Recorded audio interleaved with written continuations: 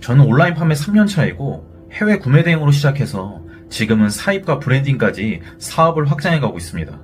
온라인으로도 돈을 벌 수 있다는 말에 덜컥 사업자부터 내고 퇴사까지 했는데 막상 해보니까 생각만큼 간단하지 않고 3년 동안 제가 어떻게 버텨왔는지는 이따 설명드리도록 하겠습니다.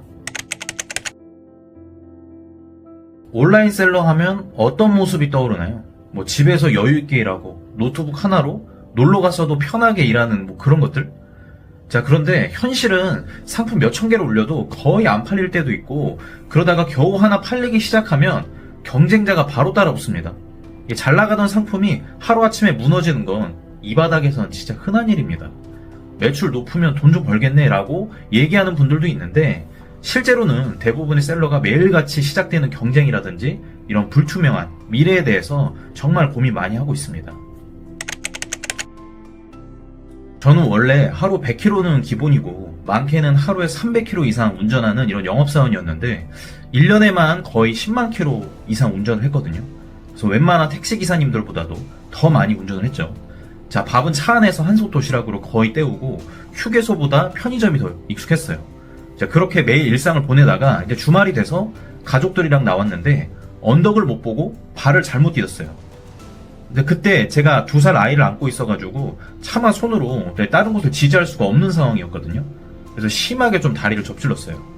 자, 근데 이게 대수롭지 않게 생각을 했는데 통증이 너무 심해져가지고 병원 가보니까 이게 부러져가지고 바로 기부스를 해야 된다고 하더라고요. 진짜 심각했습니다. 아이는 이제 2살이고 앞으로 돈 들어갈 것도 많은데 운전을 못하면 일도 못합니다. 일을 못하면 당연히 수입도 없죠. 그래가지고 어쩔 수 없이 강제로 한 달 이상 쉬게 되었습니다. 그때까지는 이제 별 생각 없었는데 뼈 붙고 다시 일하자 이런 생각 하면서요. 그리고 이제 뼈가 거의 다 붙어서 일을 하려니까 그때 코로나가 터졌습니다. 전국이 멈췄죠. 제가 하던 일도 일정이 반의 반이 줄었습니다. 아니, 거의 일정이 없어졌습니다. 그때 심각성을 좀 깨닫고 이런 생각이 들었어요.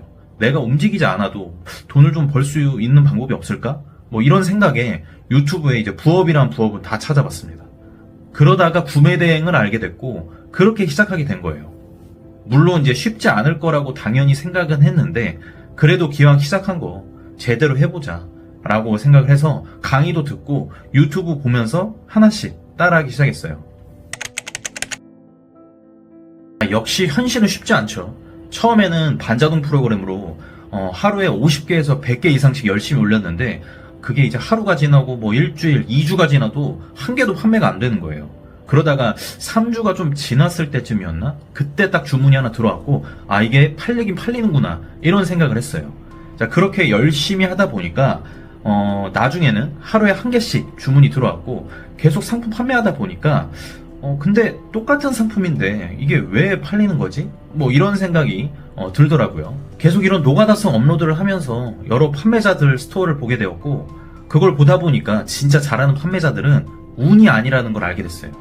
이 방법과 실력이 다 있었습니다. 예를 들어서 저는 막무가내로 상품이 뭔지도 모르고 프로그램으로 찍어내듯이 올렸다면은 누군가는 그 상품을 굉장히 뾰족하게 이런 팔 수 있는 방법들을 생각했던 겁니다. 그 차이가 결국 실력이나 지속성으로 이어지는 거죠. 그래서 이거는 개인의 능력 차이가 아니라 방향성의 차이입니다.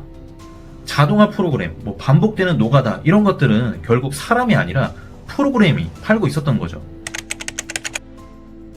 그때서야 뭔가 좀 변해야겠다라는 생각을 했고 예전에는 그냥 상품을 많이 올리는 게 전부라고 생각했는데 이제는 이 상품이 왜 팔릴까? 아니면 누가 샀을까? 어디서 노출이 됐지? 이런 것들 하나하나씩 궁금해지더라고요.